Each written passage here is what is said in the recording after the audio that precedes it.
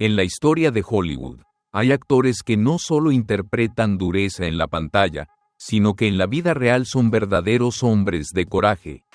Son el tipo de personas que podrían noquearte de un solo golpe y seguir actuando como si nada hubiera pasado.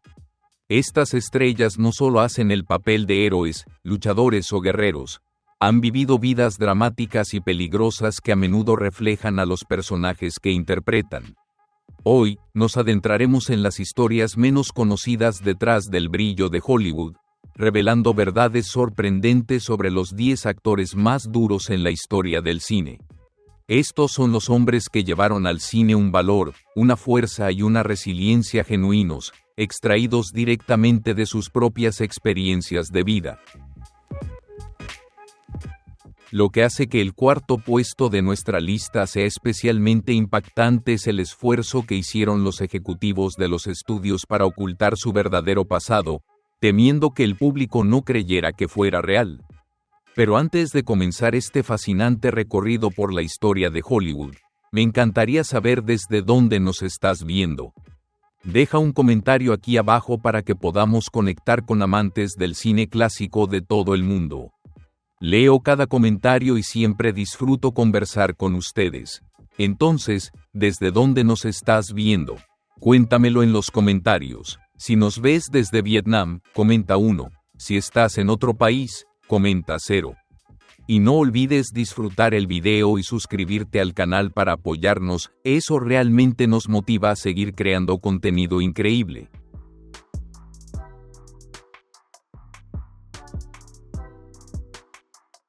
Nuestro viaje comienza con uno de los actores más duros en la historia de Hollywood, Eddie Murphy.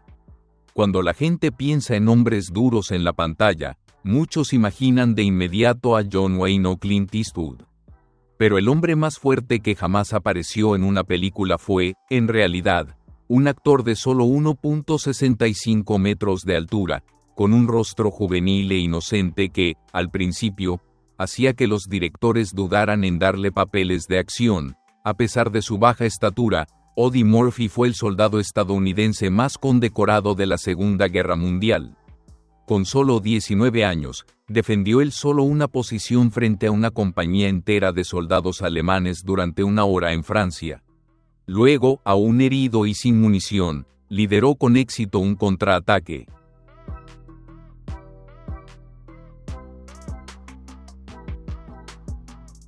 Con ese coraje extraordinario, Murphy fue condecorado con la Medalla de Honor, la distinción militar más alta de los Estados Unidos.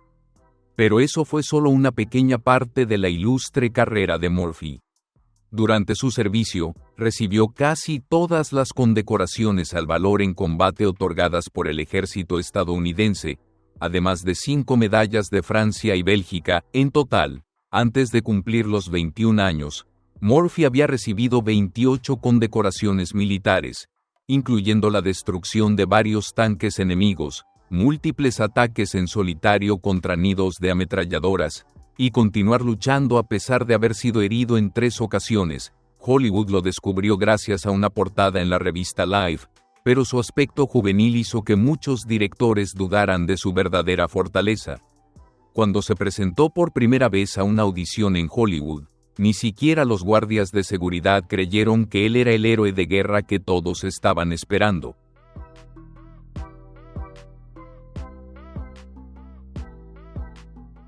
Aunque era humilde, Murphy es considerado el hombre más peligroso en la historia de Hollywood, ya que se estima que mató entre 240 y 300 soldados enemigos durante la guerra, más que muchas unidades militares completas. Su película autobiográfica, To Hell and Back, recrea sus hazañas en el campo de batalla, pero muchas escenas tuvieron que ser suavizadas porque los productores temían que el público no las creyera. Después de la guerra, Murphy sufrió un severo trastorno de estrés postraumático, TEPT.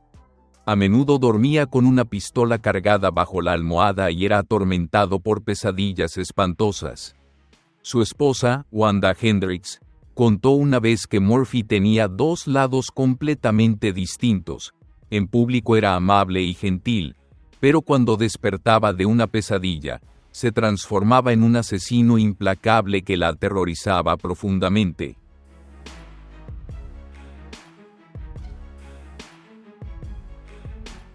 A pesar de luchar contra sus demonios internos, Murphy mantuvo un autocontrol admirable durante toda su carrera como actor. Solo una vez sus instintos de combate salieron a flote, cuando se enfrentó a un empresario que lo amenazó durante una discusión. Años más tarde, ese hombre confesó que sintió verdadero miedo al mirar directamente a los ojos de alguien que, sin dudarlo, podía matarlo. Lo más fascinante de Murphy es que nunca quiso ser el tipo duro en la pantalla. Al contrario, prefería los papeles cómicos y románticos como una forma de escapar de las sombras de su pasado. Pero detrás de esa suavidad, se escondía un hombre que había enfrentado y vencido batallas reales, derrotando a más enemigos que cualquier otro actor en la historia de Hollywood.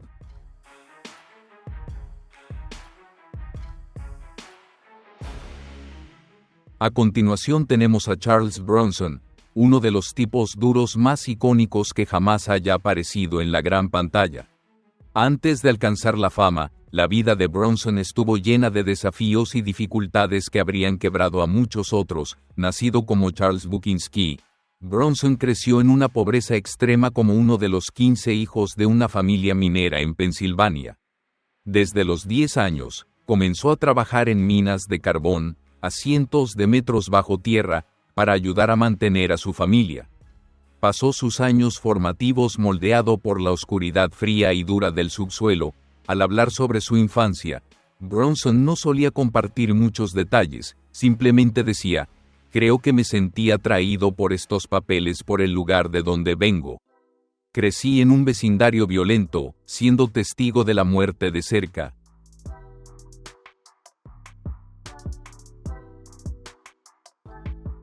Nuestra vida era pobreza, sufrimiento y la muerte siempre al acecho.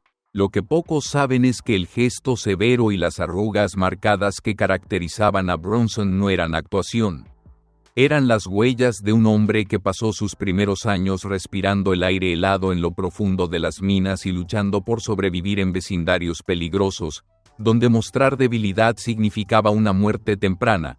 Pero el mayor desafío de Bronson no fue solo su dura infancia, sino también su paso por la guerra. Sirvió en la Fuerza Aérea del Ejército de los Estados Unidos como artillero en bombarderos B-29, participando en 25 misiones de bombardeo sobre Japón. Bronson fue herido en combate y recibió el Corazón Púrpura, un símbolo de sacrificio y valentía en la guerra.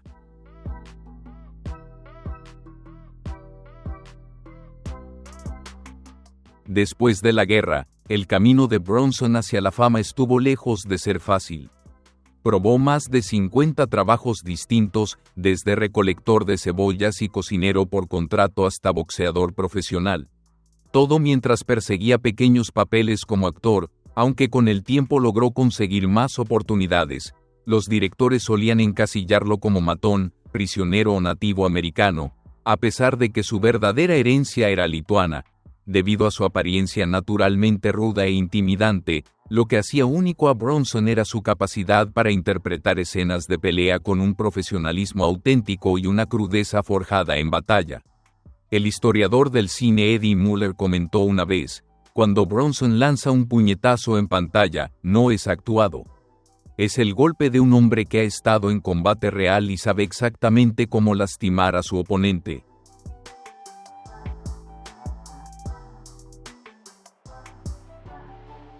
Compañeros actores hablaban a menudo de la increíble fuerza física de Bronson. Aunque medía solo 1.75 metros, mantenía el físico musculoso de un exobrero y boxeador. Jan Michael Vincent, quien trabajó con él en The Mechanic, recordó: "En una escena, simplemente me agarró de la camisa, y pude sentir la fuerza increíble en su mano". No era un actor fingiendo ser duro, era fuerza real, forjada durante años de trabajo físico intenso. Otra historia destacada sobre Bronson surgió cuando interpretó el papel del guardaespaldas Paul Kersey en Death Wish, y recibió amenazas de muerte por parte de la mafia. Aunque el estudio le ofreció protección personal, Bronson se negó, diciendo simplemente: He vivido demasiado y he pasado por demasiadas cosas como para preocuparme por gente así.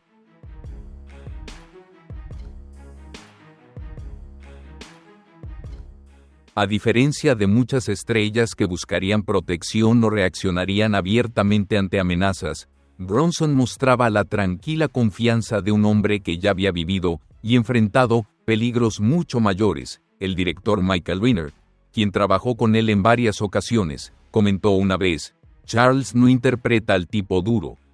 Él simplemente es el tipo duro, y eso marca una gran diferencia. La mayoría de los actores que hacen papeles de tipos rudos son almas gentiles fingiendo, pero Bronson encarna una dureza real, forjada por una vida llena de desafíos y peligro. Eso no se puede fingir.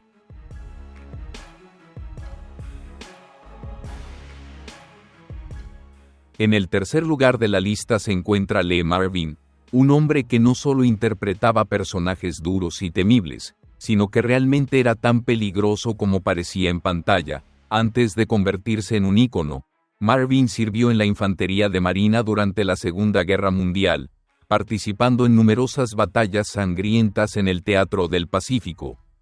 Como soldado de primera clase en la Cuarta División de Marines, luchó en la batalla de Saipán en 1944, donde resultó gravemente herido por disparos de ametralladora que le seccionaron un nervio en la cadera. Esa herida lo mantuvo hospitalizado durante un año y le causó una cojera permanente, aunque la ocultó durante toda su carrera como actor. Por sus sacrificios y heridas, Marvin fue condecorado con el Corazón Púrpura. Aunque rara vez compartía detalles sobre sus experiencias en combate, era muy honesto sobre los horrores de la guerra.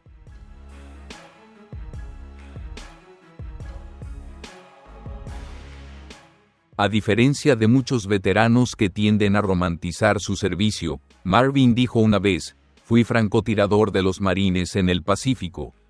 Me dispararon en el trasero y me mandaron a casa. Esa era la dura verdad que le tocó vivir. También afirmó: cualquier hombre que diga que le gusta pelear es un mentiroso o un tonto. Esa honestidad brutal fue lo que convirtió a Lee Marvin en el actor más auténtico al retratar la violencia en pantalla. El director John Boorman, quien trabajó con él en Point Blank, comentó: Lee entendía la violencia de una forma que la mayoría de los actores jamás comprenderán. Cuando interpretaba a un hombre violento, había una verdad debajo de todo eso, una verdad nacida de haber presenciado cómo los hombres matan y mueren.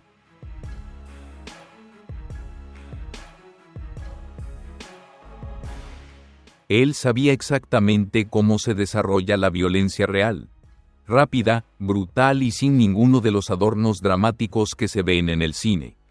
La experiencia militar de Marvin le dio una perspectiva única sobre la violencia, una que otros actores simplemente no podían igualar. En películas como The Dirty Dozen y The Killers, su interpretación de hombres violentos tenía una precisión fría, porque no estaba actuando, estaba canalizando vivencias reales de combate. Sus colegas a menudo se sentían intimidados y cautelosos a su alrededor, tanto dentro como fuera del set. El también reconocido actor de roles duros, James Coburn, una vez compartió: cuando Lee entraba al set, la atmósfera cambiaba al instante.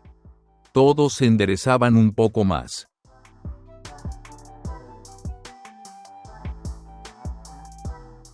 Había algo genuinamente peligroso en él, algo que no se podía describir con palabras, pero que definitivamente se podía sentir. Una clara prueba de la verdadera dureza de Marvin fue la infame pelea en un bar con todo un grupo de leñadores, durante un rodaje en Oregón. Según muchos testigos, aunque ya tenía más de 40 años, Marvin se enfrentó él solo a un grupo de hombres mucho más jóvenes, hasta que llegó la policía. Al día siguiente, se presentó en el set puntual, con moretones visibles, rechazó atención médica y se negó a modificar el horario de rodaje. Lo que hacía a Marvin tan fascinante era esa mezcla de fuerza física y profundidad intelectual. A pesar de su reputación de tipo duro y obstinado, era un lector apasionado que reflexionaba profundamente sobre su oficio.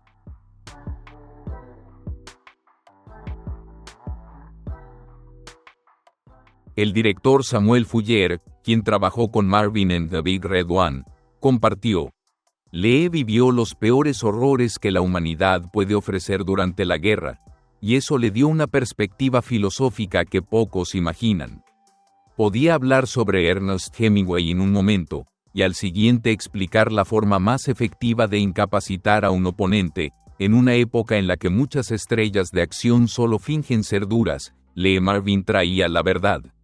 Como marín endurecido por la batalla, que enfrentó la muerte cara a cara, infundía esas experiencias en cada papel que interpretaba. El crítico de cine Roger Ebert lo resumió perfectamente al decir: cuando Lee Marvin amenazaba a alguien en pantalla, uno lo creía, porque Lee Marvin realmente podía hacerlo.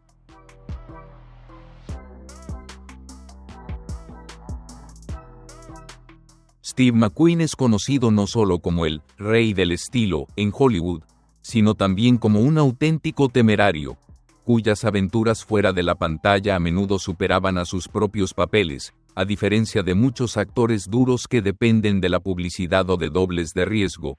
McQueen insistía en hacer él mismo sus escenas peligrosas siempre que podía, y vivía una vida llena de riesgos reales. Su camino para convertirse en un ícono de dureza comenzó desde muy joven. Tras una infancia problemática marcada por el abandono y el abuso, se escapó de casa a los 14 años y se unió al Cuerpo de Marines de Estados Unidos en 1947, pero su tiempo en el ejército no fue fácil. Fue degradado 7 veces por problemas disciplinarios y pasó 41 días en confinamiento por convertir un permiso de 2 semanas en una ausencia no autorizada.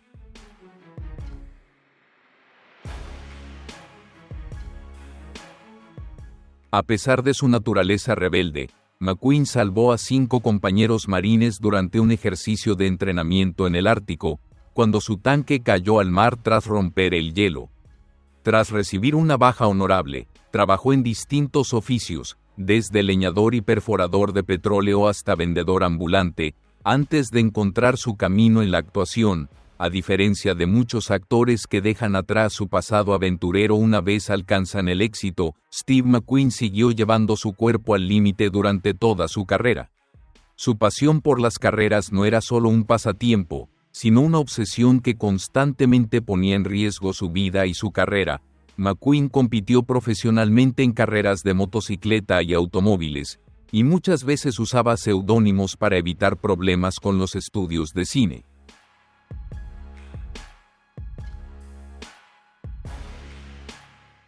Durante el rodaje de The Great Escape, McQueen realizó él mismo todas las acrobacias en motocicleta, excepto el famoso salto sobre la cerca, que fue prohibido por la aseguradora del estudio. En 1970, en la prestigiosa carrera de resistencia 12 horas de Sebring, McQueen y su compañero Peter Revson terminaron en segundo lugar. Lo asombroso es que McQueen compitió con una pierna enyesada, tras haber sufrido un accidente en motocicleta pocas semanas antes. Bo Dekins, su doble de riesgo de toda la vida y gran amigo, comentó una vez: Steve no solo era un piloto hábil, era un verdadero tipo duro. Conozco muchos corredores profesionales que no son tan valientes ni tan talentosos como Steve al volante. La disposición de McQueen a enfrentarse al peligro también se reflejaba en su carrera actoral. En The Sand Pebbles, insistió en hacer él mismo las escenas peligrosas en el río, y estuvo a punto de ahogarse al ser arrastrado por una fuerte corriente.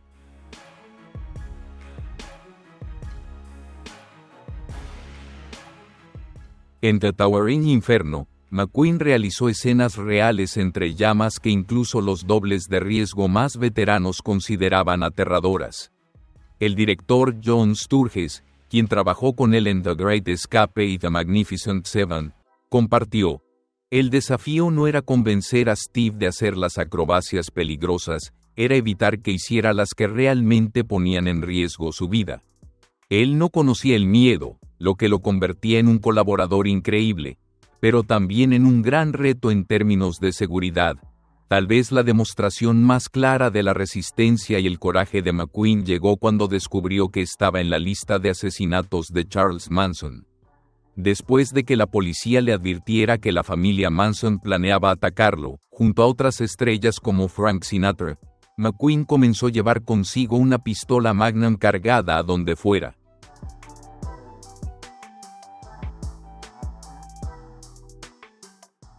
Antes de convertirse en una de las mayores estrellas de Hollywood, Kirk Douglas, nacido como Moises Danielovich, tuvo que luchar incansablemente para escapar de la pobreza extrema, armado solo con determinación y un espíritu indomable. Como hijo de inmigrantes judíos, Douglas creció en una familia tan pobre que a veces no tenían ni para comer.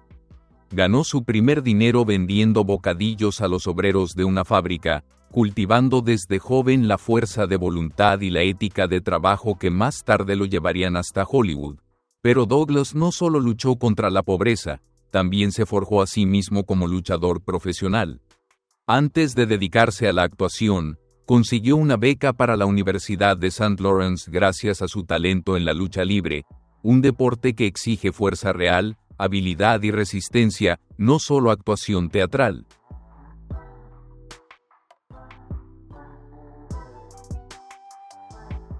El mayor desafío de Douglas llegó durante la Segunda Guerra Mundial, cuando sirvió como oficial de comunicaciones en un barco antisubmarino de la Marina de Estados Unidos.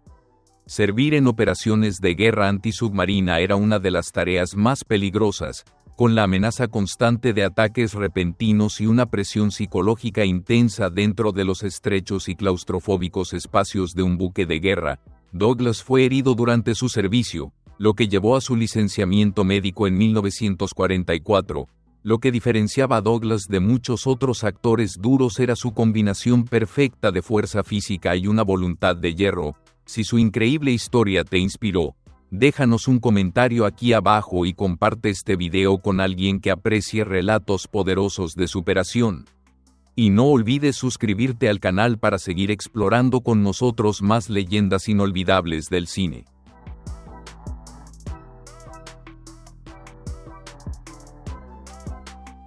El director Stanley Kubrick, quien tuvo varios enfrentamientos con Douglas durante el rodaje de Spartacus, admitió más tarde que Kirk era una fuerza de la naturaleza imparable. Cuando decidía que algo tenía que hacerse, se hacía. Su impresionante fuerza física era solo una parte, su resistencia mental era realmente extraordinaria. La reputación de Douglas como hombre duro se confirmó en el set.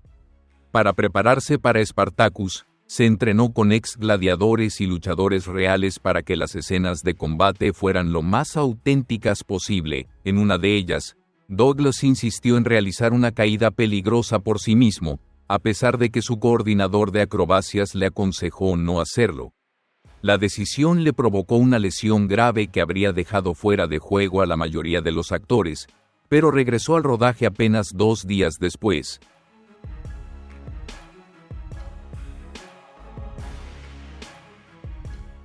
Burt Lancaster, conocido por su pasado atlético y su experiencia como acróbata de circo, comentó una vez que Kirk abordaba la actuación como una batalla física. No solo actuaba, atacaba la escena. Tal vez la prueba más clara de la resiliencia de Douglas fue su recuperación tras un grave accidente de helicóptero en 1991, en el que murieron 2 personas y él sufrió serias lesiones en la espalda. A pesar de tener más de 70 años, luchó durante meses con terapias dolorosas hasta recuperar la capacidad de caminar. Años después, en 1996, sufrió un derrame cerebral severo que afectó su habla. Sin embargo, Douglas continuó un tratamiento constante durante años y llegó incluso a publicar un libro relatando su proceso de recuperación, un testimonio vívido de su voluntad de hierro y extraordinaria determinación.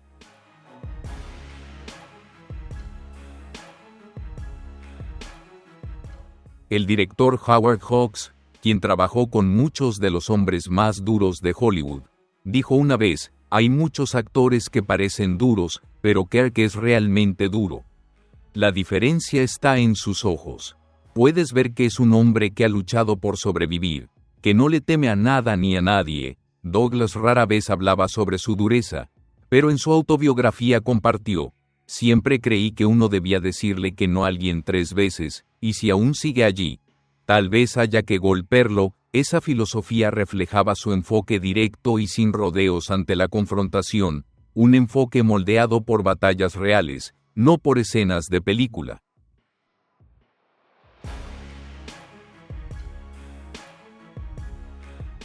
No te dejes engañar por la pequeña estatura de James Cagney, apenas 1.65 metros. Fue uno de los hombres más duros que jamás llegó a ser una estrella de Hollywood. Antes de alcanzar la fama por sus papeles de gángster y tipos rudos, Cagney desarrolló habilidades reales de combate mientras crecía en el difícil Lower East Side de Manhattan. En un vecindario controlado por pandillas, aprendió boxeo no como deporte, sino como una herramienta de supervivencia. Debido a su baja estatura, tenía que ser más fuerte y rápido que sus oponentes. Se convirtió en un boxeador amateur experimentado, desarrollando una agilidad y velocidad de manos fulminantes, un estilo que más tarde se convertiría en su sello distintivo en la pantalla. Lo que muchos en el público no saben es que las famosas escenas de pelea de Cagney estaban basadas en decenas de verdaderas peleas callejeras que él mismo había vivido.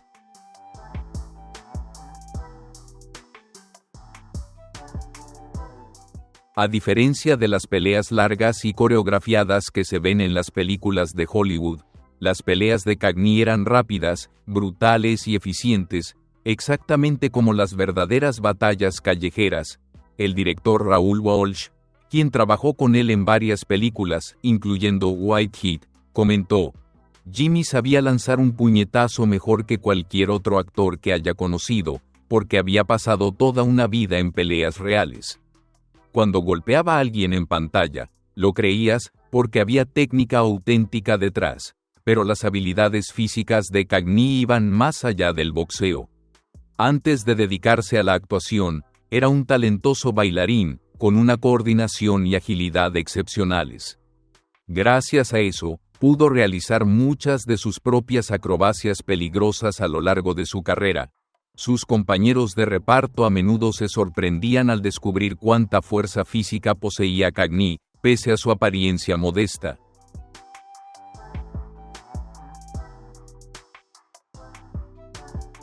Durante el rodaje de The Public Enemy, la actriz Mae Clarke se llevó una verdadera sorpresa cuando Cagney le aplastó una toronja real en la cara, en lugar de fingirlo como estaba planeado, lo que provocó conmoción y una leve lesión. El realismo de Cagney a veces le causaba dolores de cabeza a sus compañeros de reparto. Era conocido por lanzar golpes no ensayados durante las escenas, sin previo aviso, fuera del set. Tenía la reputación de ser el tipo de amigo con el que no querías meterte. El comediante Bob Hope lo describió así: Jimmy era el tipo de persona que, si hacías una estupidez con él, te tumbaba ahí mismo, y luego te ayudaba a levantarte y te sacudía el polvo. Cagney rara vez hablaba de su habilidad para pelear, pero en una entrevista de 1973 fue contundente: sé cómo cuidarme solo. Siempre lo he sabido.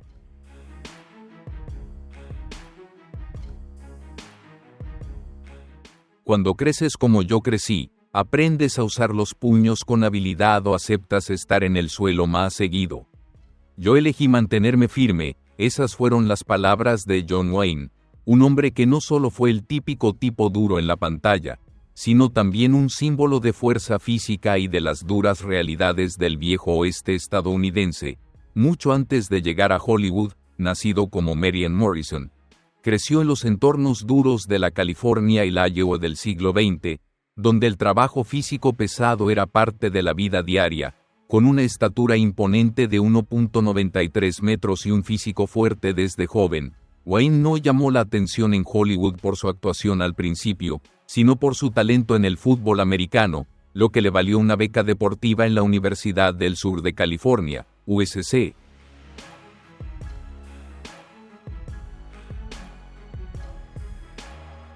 La impresionante fuerza y resistencia de Wayne lo ayudaron a trabajar como asistente de utilería y doble de acción en los primeros días de su carrera, a menudo moviendo escenografías que normalmente requerían 2 o 3 personas. Pocos saben que realizó muchas de sus propias acrobacias incluso ya entrado en la mediana edad, asumiendo riesgos físicos que las estrellas actuales de su talla difícilmente se atreverían a tomar. Durante el rodaje de Dálamo, Wayne insistió en realizar una peligrosa acrobacia montando a caballo, lo que resultó en una costilla rota.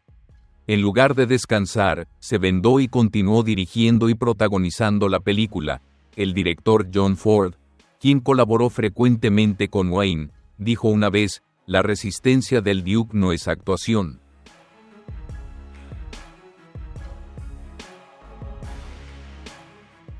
Estaba hecho de un material completamente distinto al de la mayoría de los hombres. La resistencia física de Wayne quedó claramente demostrada durante el rodaje de The Conqueror en 1956, en Snow Canyon, Utah, una zona afectada por pruebas nucleares cercanas. De las 220 personas involucradas en la producción, 91 desarrollaron cáncer en las décadas siguientes, incluyendo al propio Wayne, quien falleció de cáncer de estómago en 1979. Aún así, continuó asumiendo papeles físicamente exigentes durante muchos años más. La tolerancia al dolor de Wayne también era extraordinaria. Durante la filmación de The Greatest Story Ever Told en 1965, sufrió un desgarro de ligamento en el hombro durante una acrobacia, pero se negó a tomarse un descanso.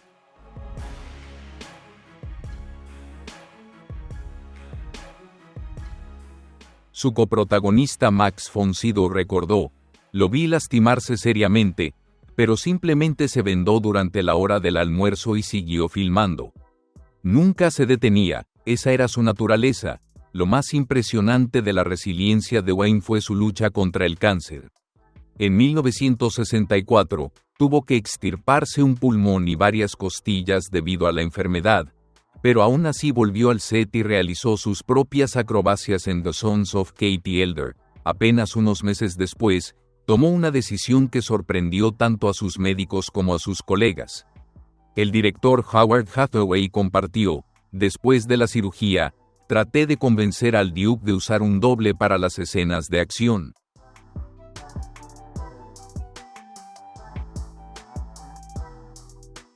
Simplemente me miró y dijo: o lo hago yo mismo, o contratas a otro para el papel". Y ahí terminó la conversación, a pesar de las controvertidas opiniones políticas que Wayne sostuvo a lo largo del tiempo. Incluso sus críticos más duros reconocían su valentía y resistencia. Kirk Douglas, compañero de profesión que trabajó con Wayne a pesar de sus diferencias ideológicas, dijo: "Puede que no estés de acuerdo con sus ideas, pero nunca dudes de su resistencia. Yo lo vi trabajar en condiciones que mandaron a muchos otros al hospital". Fuera quien fuera, John Wayne encarnaba verdaderamente la fortaleza física y mental, igual que los personajes que interpretaba.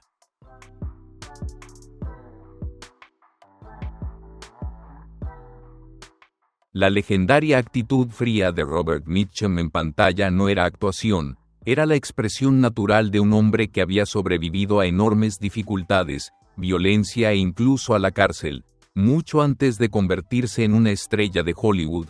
A diferencia de muchos actores que solo interpretaban a tipos duros, Mitchum vivió una vida que hacía que sus personajes parecieran incluso moderados en comparación. Huérfano desde muy joven, recorrió los Estados Unidos durante la Gran Depresión, asumiendo todo tipo de trabajos: cavador de zanjas, minero de carbón y boxeador profesional.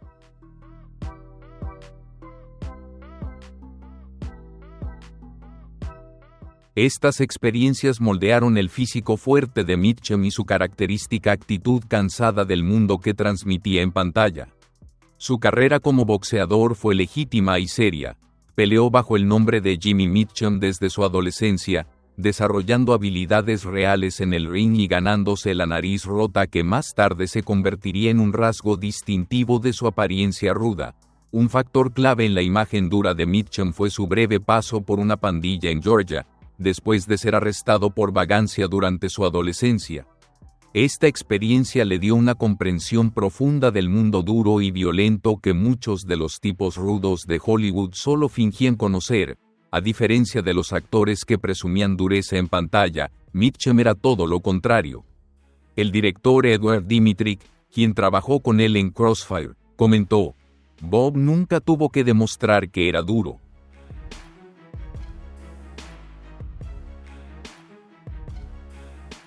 Él simplemente era duro, y todos lo sentían". Mitchum transmitía un peligro real que nadie podía fingir. Sus compañeros de reparto a menudo quedaban asombrados por su fuerza, a pesar de su actitud relajada. Durante la filmación de The Night of the Hunter, el director Charles Laughton se sorprendió al ver a Mitchum cargar con total facilidad a la actriz Shelley Winters en varias escenas físicamente exigentes, sin mostrar signos de cansancio. Fuera del set, la resiliencia de Mitchum también se hacía evidente en su actitud tranquila ante la adversidad. En 1948, fue arrestado por posesión de marihuana, un escándalo enorme en aquella época. Cumplió 60 días en la cárcel, pero en lugar de arruinar su carrera, el incidente fortaleció su reputación como un hombre verdaderamente imperturbable y duro.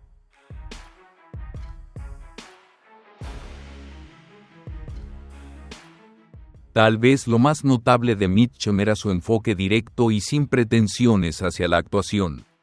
A diferencia de muchas estrellas que idealizan el oficio, Mitchum dijo una vez, con su estilo inconfundible: «Mira, tengo dos estilos de actuación, con un caballo y sin un caballo». No se trataba de falsa humildad, sino de la perspectiva de alguien que había vivido suficientes tragedias reales como para entender lo trivial que puede ser fingir frente a una cámara. El director Joseph von Sternberg, conocido por su perfeccionismo extremo, comentó una vez sobre Mitchum: «Hay actores que crean personajes, y hay actores que se revelan a sí mismos». Mitchum pertenece al segundo grupo.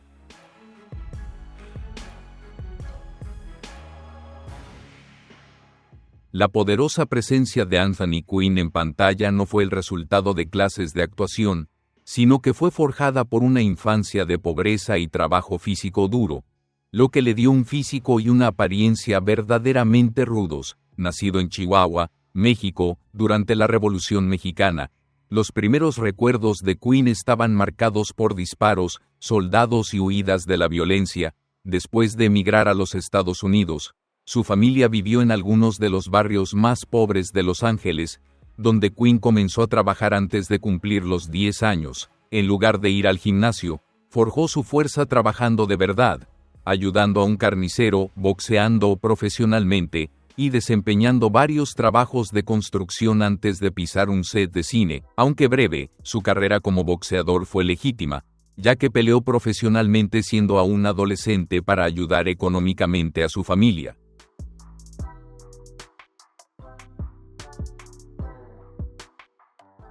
Peleando bajo el nombre de Jimmy Quinn, desarrolló habilidades reales de combate y una nariz rota que se convertiría en una parte clave de su apariencia ruda en pantalla.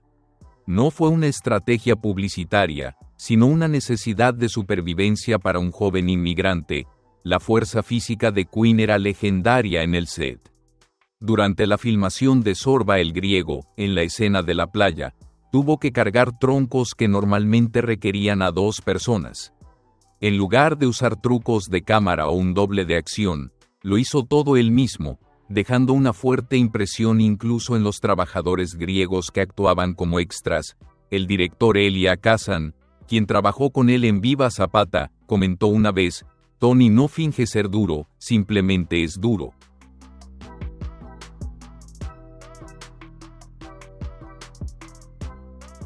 Esa fuerza física venía de años de trabajo real, no de entrenamientos con un entrenador personal. Cuando interpretaba guerreros o trabajadores, se basaba en experiencias reales de vida. Lo que distinguía a Quinn era que, incluso en sus 50 y 60 años, seguía realizando él mismo acrobacias físicamente exigentes, lo que generaba preocupación en los directores y las compañías de seguros. Durante el rodaje de The Guns of Navarone, a los 46 años, insistió en hacer una escena de escalada en roca, a pesar de que le ofrecieron un doble. A diferencia de muchas estrellas que se esforzaban por mantener una imagen de dureza tanto dentro como fuera de la pantalla, Quinn se sentía cómodo mostrando vulnerabilidad y emoción. Su confianza en su masculinidad y su capacidad de llorar en pantalla sin temer ser visto como débil venían de alguien que no necesitaba demostrar su dureza.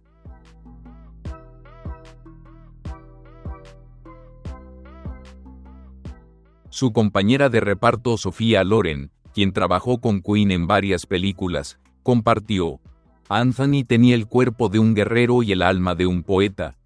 Podía levantarte con un solo brazo y, de inmediato, hablar de arte con una sensibilidad que sorprendía a quienes solo lo conocían por sus papeles duros. Fue precisamente esa combinación única la que le dio su encanto completo, tanto dentro como fuera de la pantalla. En su autobiografía, Quinn también expresó su enfoque al interpretar personajes fuertes y trabajadores. He interpretado a un boxeador, a un hombre fuerte, a un obrero. Porque entiendo su mundo.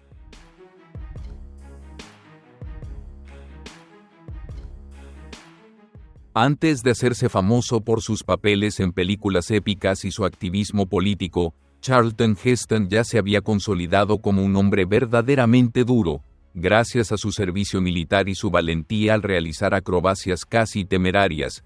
Heston fue bombardero en la Fuerza Aérea del Ejército de los Estados Unidos. Aunque hablaba con modestia sobre su servicio, en ocasiones compartía los peligros reales que enfrentó. En una ocasión dijo: cuando estás en un B-25 volando a 15.000 pies y todos te están disparando, te concentras como nunca antes en tu vida. Durante la filmación de The Ten Commandments, Heston trabajó en condiciones extremas en el desierto del Sinaí, donde muchos miembros del equipo tuvieron que ser hospitalizados por agotamiento y deshidratación.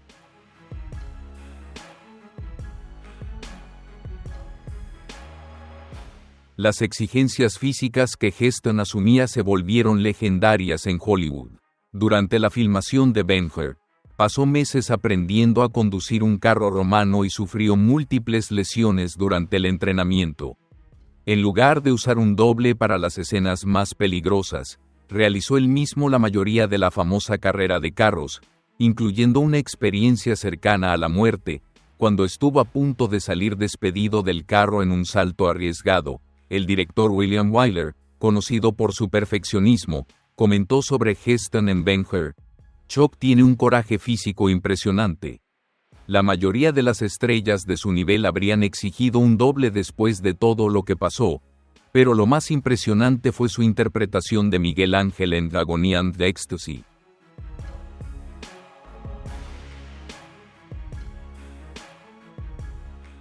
Para interpretar de forma auténtica al artista que pintó el techo de la Capilla Sixtina, Heston pasaba horas cada día con los brazos levantados sobre la cabeza, lo que le provocó dolorosos calambres musculares e infecciones que requirieron atención médica. Cuando le ofrecieron cojines y una postura más cómoda entre tomas, los rechazó, convencido de que el verdadero malestar haría su actuación más realista. Sus compañeros de reparto elogiaban constantemente su resistencia y espíritu inquebrantable. Sophia Loren, quien trabajó con él en el CID, recordó: Charlton podía llevar una armadura de 30 kilos todo el día bajo el calor del verano español, mientras que otros actores solo aguantaban una hora.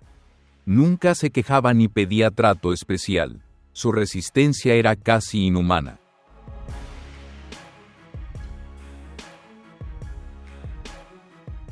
Además de su fuerza física, Heston también demostró un coraje moral a lo largo de su carrera, defendiendo sus convicciones a pesar de las consecuencias. Desde marchar junto a Martin Luther King Jr. en los años 60 hasta apoyar el derecho a portar armas más adelante en su vida, siempre estuvo dispuesto a alzar la voz, incluso frente a la crítica pública. El director Franklin J. Schaffner, quien trabajó con él en Planet of the Apes, señaló: muchos actores interpretan héroes, pero Chuck tiene la rara cualidad de encarnar verdaderamente el heroísmo. Llevaba consigo una nobleza y un valor físico que no se podían fingir. Cuando interpretaba a un hombre enfrentando la adversidad, lo creías, porque era real.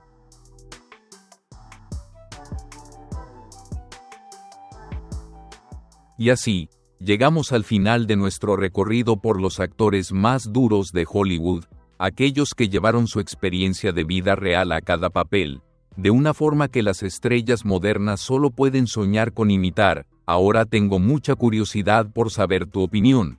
¿Cuál de estos tipos duros te impresionó más? Tu perspectiva enriquece la conversación sobre estas leyendas que todos admiramos. Gracias por acompañarnos mientras exploramos las vidas extraordinarias detrás de algunos de los papeles más icónicos del cine. Y aquí va una pregunta divertida. ¿Tienes a alguien en tu vida que sea fanático del cine clásico o de las leyendas del cine? Si es así, escribe un 1 en los comentarios. Si no, no hay problema, escribe un 0 para que podamos compartir más entre nosotros. Disfruta el video y no olvides apoyar al canal suscribiéndote.